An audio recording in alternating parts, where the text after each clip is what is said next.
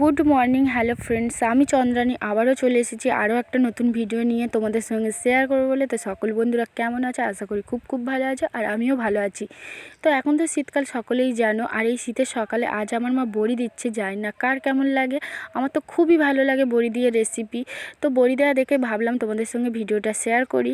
তো বন্ধুরা সকলেই ভিডিওটা সম্পূর্ণ দেখে অবশ্যই কমেন্ট করে জানিও ভিডিওটা কেমন হয়েছে।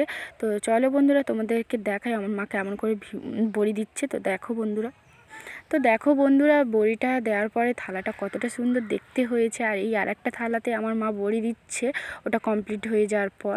তো মা, আমার বন্ধুদেরকে একটু হাই করে দাও। হাই।